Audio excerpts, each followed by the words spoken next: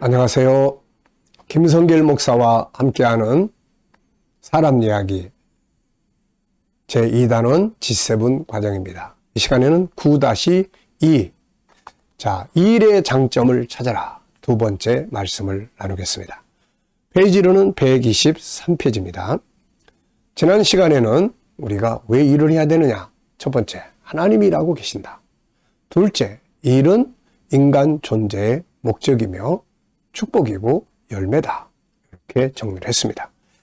자, 9-2 이 시간에는 그러면 성경은 일에 대해서 어떤 말씀을 하고 있는가? 하나님의 말씀은 우리에게 일에 대해서 어떻게 기준을 정하고 어떻게 말씀을 하셨는지 살펴보도록 하겠습니다. 우리는 세상적 가치를 가지고 일에 대해서 평가를 하거나 기준을 정하면 안 되고 우리는 하나님의 말씀, 성경을 기준으로 해서 일이라는 게 뭔가, 노동이라는 게 뭔가, 이 업무라는 게 무엇인가, 어떻게 하는가, 이런 것들을 우리가 바르게 잘 정리를 해야 합니다. 자, 하나님은 일하신 분이기 때문에 우리 인간을 창세기 1장 27절부터 31절까지를 보면 사람을 일할 수 있는 존재로 만드셨어요. 우리 안에 담아놓은 5가지의 성품, 능력은 다 일하는 데 사용되는 도구들입니다. 그리고 이제 일을 하면은 열매를 얻게 되는 거죠. 그 열매가 있어야 행복하게 살 수가 있게 되는 겁니다. 자, 그렇기 때문에 당연히 성경은 하나님은 많은 곳에서 일에 대한 말씀들을 하셨어요. 자, 먼저 성경 말씀이 가르치는 일에 대한 자세는 어때야 되는가? 잠언에서 제일 많이 나오는 말씀들이 무엇이냐면은 게으르지 마라. 게으르면 안 된다. 부지런하게 살아야 된다. 이거를 이야기해요. 부지런하게 일을 해야 된다는 거죠. 자, 몇 군데 보면 잠언 10장 4절을 보면은 손을 게으르게 놀리는 자는 가난하게 되고 손이 부지런한 자는 부유하게 된다. 잠언 6장 9절 게으른 자여 네가 어느 때까지 누워 있겠느냐? 네가 어느 때에 잠이 깨어 일어나겠느냐? 좀 더 자자, 좀 더 졸자, 좀 더 손을 모으고 좀 더 누워 있자 하면 내 빈궁이 강도같이 오며 내 곰핍이 군사같이 이르리라. 네, 게으른 사람 결국은 거둘 게 없는 거죠. 씨를 뿌려야 가을에 열매를 거두는데 뿌리지 않고 놀기만 하다 보면은 나중에 거둬야 될 때 거둘 것이 아무것도 없어서 빈궁해지게 된다는 말씀입니다.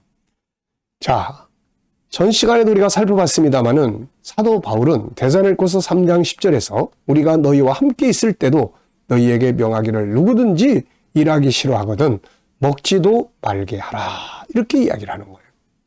바울도 유대인이잖아요. 그래서 유대인들은 노동에 대해서 굉장히 신성시합니다. 전 시간에도 살펴봤지만 하나님이 일을 하시기 때문에 노동은 하나님 신성한 것이다. 그래서 노동을 하기 싫어하는 사람, 일을 하기 싫어하는 사람은 종교인이 아니다. 이렇게까지 이야기를 합니다. 그래서 이 사람들은 학자가 되기 전에 먼저 일하는 것부터, 노동부터, 물론 공부하는 것도 일을 위해서지만은 먼저 현장에서 일할 수 있는 기술을 하나씩 꼭 배우게 합니다. 그래서 사도 바울도 어려서부터 배운 게 천막을 수리하고 꿰매고 만들고 이런 기술이에요. 그래서 나중에 이 사람이 이제 학문을 많이 공부해서 이제 일을 하러 다닐 때 결국은 요게 천막을 만드는 일이 기본 일이 됐던 겁니다, 이게. 아주 이게 이 정신이 좋은 거예요. 우리 애들은 공부만 하다가 나중에 기술을 제대로 습득하지 못해가지고 공부를 한 게 써먹을 데가 없는 이런 상황들이 너무 많아요, 이게. 그래서 제가 공부라는 단어를 사전에서 보니까 공부라는 말은 이 학문과 기술을 같이 습득하는 행위예요, 이게.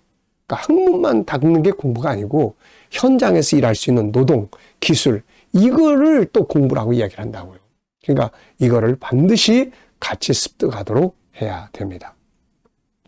성경은 부지런해야 된다고 말씀해요. 이것은 일에 대한 사람의 자세를 말씀하고 있어요. 게으름은 사람을 도태시키는 원인이 됩니다.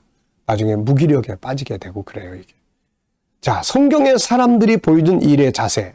우선 예수님을 보면은 식사를 겨를도 없이 일을 했다. 마가복음 3장 20절. 그분은 피곤하여 지쳐서 그냥 앉으면 주무실 정도로 일을 하셨다. 마태복음 8장 24절로 25절. 그분은 분명한 목적을 가지고 일하셨고, 요한복음 12장 29절. 그분은 주로 치료하고 살리는 일을 하셨다. 마태복음 4장 23절로 24절. 그분은 힘들고 어려운 일을 피하지 않으셨다. 요한복음 18장 11절. 그분은 지극히 작은 일도 소중히 여기셨다. 요한복음 6장 12절. 그분은 온갖 멸시와 모욕, 배신을 다 받아들이셨다. 예수님은 정말 열심히 일하신 분이에요. 야곱이라는 사람도 있었어요. 야곱은 지팡이 하나만 가지고 요단강을 건너가 두 때나 이루는 거부가 되어 돌아옵니다. 그의 이 같은 놀라운 성공은 하나는 믿음, 하나님과의 관계요. 또 하나는 자신의 성실한 삶이었습니다. 그는 하나님이 복을 주실 것이라고 해서 아무렇게나 살지 않았어요. 그가 자기의 인생을 살았던 것을 이야기하는 대목이 창세기 31장 38절로 40절까지 나옵니다. 내가 이 20년을 외삼촌과 함께 하였거니와 외삼촌의 암양들이나 암염소들이 낙태하지 아니하였고 또 외삼촌의 양떼 수양을 내가 먹지 아니했고 물려 찢긴 것은 내가 외삼촌에게로 가져가지 아니하고 낮에 도둑을 맞았든지 밤에 도둑을 맞았든지 외삼촌이 그것을 내 손에서 찾았으므로 내가 스스로 그것을 보충하였으며 내가 이와 같이 낮에는 더위와 밤에는 추위를 무릅쓰고 눈붙일 겨를도 없이 지냈나이다. 그가 일한 걸 이렇게 보면은 우선 성실과 진실했어요. 그래서 그의 주인에게 엄청난 부유함을 안겨주고 그리고 그가 돌아간다고 하니까 삼촌이 그를 붙잡고 같이 일하자. 품값은 네가 정해라. 백지 수표주면서 같이 일하자 할 만큼 마음에 쏙 들게 이 사람 부지런하고 열심히 일을 한 사람이에요. 그리고 두 번째는 창의력이 아주 뛰어난 사람이에요. 그는 삼촌에게 새롭게 계약을 할 때 월급 얼마 올려주세요. 이게 아니고 얼룩달룩한 양이 태어나면 그걸 나한테 주세요. 이렇게 계약을 합니다. 이것은 그의 놀라운 창의력이고 모험이었어요. 그러나 그는 이 아이디어로 결국 성공을 합니다. 물론 그 배후에는 그의 하는 일이 헛되지 않도록 도우셨던 하나님이 계셨던 거죠. 그래서 인생은 하나님과 파트너십을 가져야지 나 혼자만 죽으라고 한다고 해서 되는 게 아니에요. 하나님이 도우셔야 하고 나는 성실과 진실, 부지런함 그리고 창의력 이게 그래서 하나님과 내가 하나가 딱 될 때 하늘과 땅이 하나가 될 때 비로소 성공적인 인생을 만들 수가 있습니다. 자, 그리고 이제 야곱의 아들 요셉도 보면은 요셉이 어떻게 일하고 살았는지 우리 잘 알고 있다. 그는 노예로 팔려왔지만 노예처럼 살지 않고 주인처럼 주도적인 인생을 살았습니다. 겉사람은 노예였지만 속사람은 주인으로 산 거죠. 그는 주도적으로 일했고 그 결과로 주인에게 유익을 주므로 그는 그 집안의 모든 것을 맡아 일하는 총무가 되었고 나중에는 애굽의 총리까지 올라갑니다. 그는 나중에 그의 그 눈물 흘리며 씨를 뿌렸던 그의 인생의 여정을 이렇게 고백을 해요. 그는 하나님이 그 일의 수고를 어떻게 갚아주셨는지를 자기 아들 두 사람의 이름 속에다 담아놨어요. 그래서 창세기 41장 51절에 보면 요셉이 그의 장남의 이름을 므낫세라 하였으니 하나님이 내게 내 모든 고난과 내 아버지의 온 집 일을 잊어버리게 하셨다며 차남의 이름을 에브라임이라 하였으니 하나님이 나를 내가 수고한 땅에서 번성하게 하셨다 하였더라. 내가 수고한 땅에서 번창하게 하셨다. 참 감사한 것은 하나님은 심은 것을 헛되게 하지 않는다는 분입니다. 심은 대로 갚아주는 거예요. 그래서 우리가 하나님을 믿고 열심히 성실하게 부지런하게 일을 하는 겁니다. 자, 이 말씀은 그가 성공한 후에 받은 축복을 아들들의 이름 속에 담아 고백한 내용입니다. 그는 아무 보상도 받지 못하는 노예였지만 그렇다고 해서 대강 어영부영하지 않고 열심히 일했고 죄수로 있을 때도 억울해서 누명 쓰고 갔지만 그는 열심히 그곳에서 또 일을 합니다. 마침내 그는 총리가 되고 결과를 얻은 거죠. 그에게 일이란 무엇인가? 요셉에게 당신에게 일이란 무엇입니까? 이렇게 물어보면 아마 내 삶을 지탱해 준 힘이었습니다. 이렇게 말할 거예요. 일은 요셉의 삶을 지탱할 수 있게 했고 그로 하여금 복을 누릴 수 있게 해주었고 자신을 개발해 갈 수 있는 중요한 도구였습니다. 지금 당장 눈앞에 어떤 이익이 있느냐 이것만 따졌다면 요셉은 일을 못했을 거예요.